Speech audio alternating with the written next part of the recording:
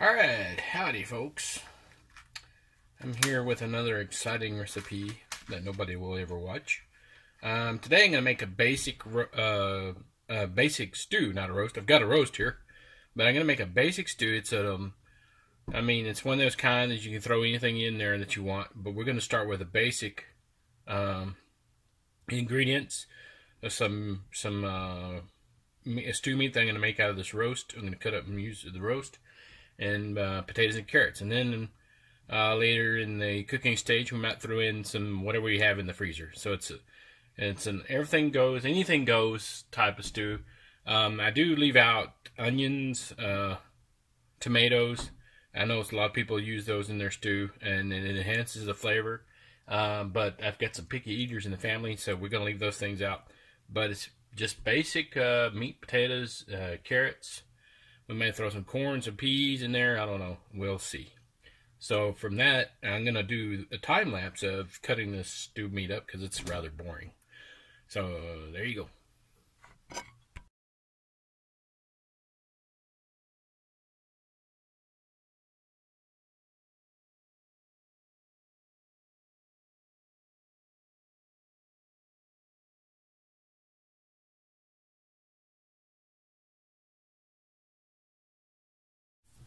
Alright, back to our, not like you've been away or nothing, there's no commercial. Oops. Coming off the edge of the bag. We don't want the glue in the flour.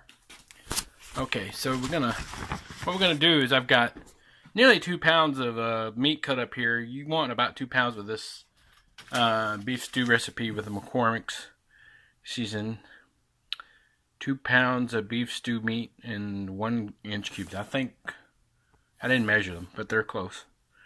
Anyway, and then 3 tablespoons of flour, 2 tablespoons of oil, and what you want to do is heat the oil, and then you put it. You flour the meat, dust the flour off, and what I do, I put some salt, and pepper, and then you dust that with the flour, and then you put it. It says Dutch oven. I've got just a pot I'm going to use, nothing specific, and then I'm going to brown it on that. And so that's what we're going to do now. So it said 3 tablespoons, and I don't have a tablespoon now, but I'm just going to eyeball it here.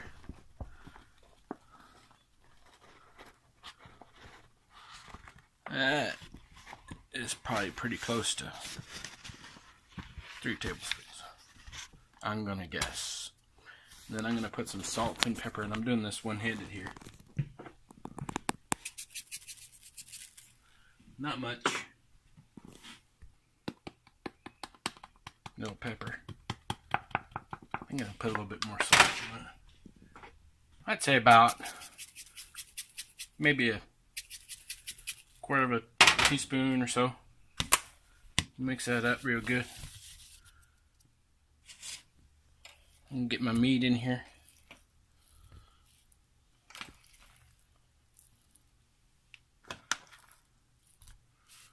Kind of start mingling that around.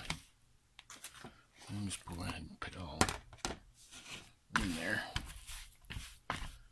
And really, you don't have to, it's not like a dusting. It's going to stick it all.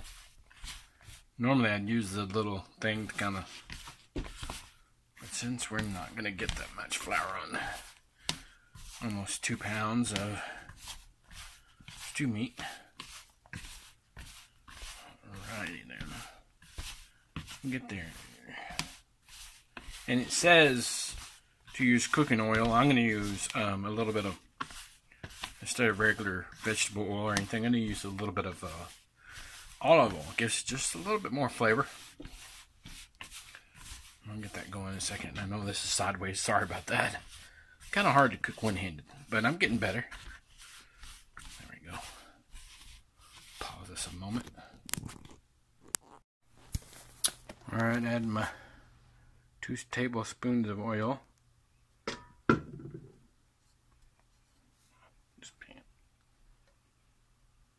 That looks like about 2 tablespoons. And then we'll add, we're going to heat this up on, medium heat, I guess, and not too long. And then we'll add the meat. Okay, we've tossed our meat in the oil, and I thought I was recording, and I guess not. So we've tossed it all in there after the oil is heated up, and we're just gonna brown it some. It's not gonna cook all the way through. We just want it brown. We have to add a little bit more oil, but we just want it brown because it's gonna cook long enough that the meat's gonna get completely done in the stew. A couple of hours there probably. So just brown it. That's all we want to do. Alright, so while that's browning, my meat's browning, I'm going to cut up some potatoes. I bought some smaller ones, and these are new potatoes. I like to use the red ones. I guess that's what they're called. The red ones are a little bit sweeter flavor, kind of hence. So I'm gonna peel these, but I'm gonna put it on the time lapse so you don't have to sit here and watch. Well, look at this big old fat belly anyway. Anyway, so I'm gonna put this on time lapse, and then you can watch. I don't know why anybody want to watch somebody cut up potatoes, but anyway, it's part of the recipe. So we're going to do it.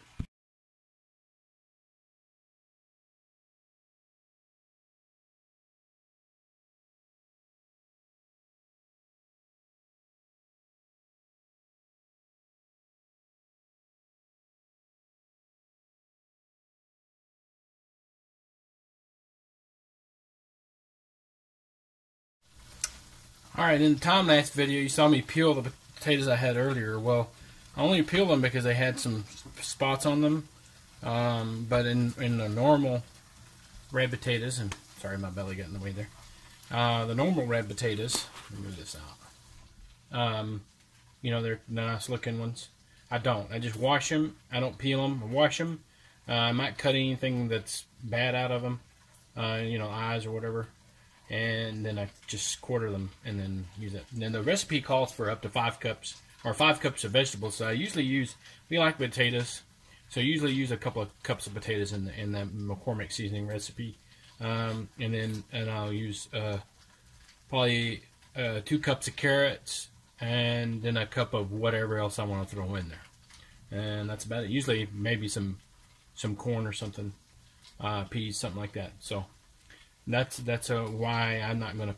But back to what I was talking about before, and that's why I'm not gonna peel these, because these look good. The other ones, the older ones, I had starting to turn a little bit, but they're good, I promise. So that's it. Okay, so my meat is browned, and so it says to add 3 cups of the seasoning mix and 3 cups of water on there. And so we're gonna do that. And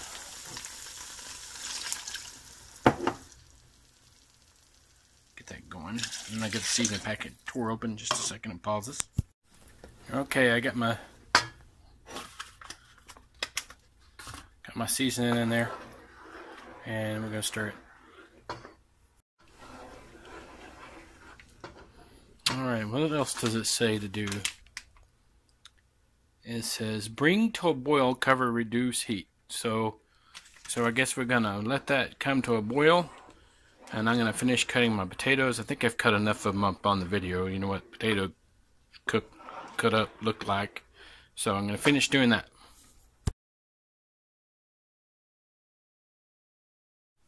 Alrighty, now it's starting to boil. The package said bring to a boil, and then so we're gonna cover it and let it and we're gonna lower the temperature because I think it cooks a little bit too fast at my stove. We're gonna lower the temperature and then a little bit, and then we're gonna put the lid on. It says to cook for 45 minutes. I stir occasionally. Alright, it's been 45 minutes, and here it says to put in our vegetables and cook for another hour until they're tender. So we got that going. I think I'm gonna add a little bit of water. I don't know about anybody else, but I like a little saucier than juicier. I don't know what you call it. Thinner. We'll mix that in there and put the lid back on. And we'll keep on cooking for another hour, it says on the instructions. Well, here we are. About the hour of simmering on the stove, and I think it's about done. Let's see how tender those. Oh yeah, that's tender. Tender vegetables. Wonder how tender this meat is. I don't know if that is that tender. Anyway, we'll try this. Not bad. Might need a little salt. So, other than that, I think we're good. Might throw some. I looked in the freezer, don't have no peas, so I would have to go with corn because that's all I got. Anyway, that's it.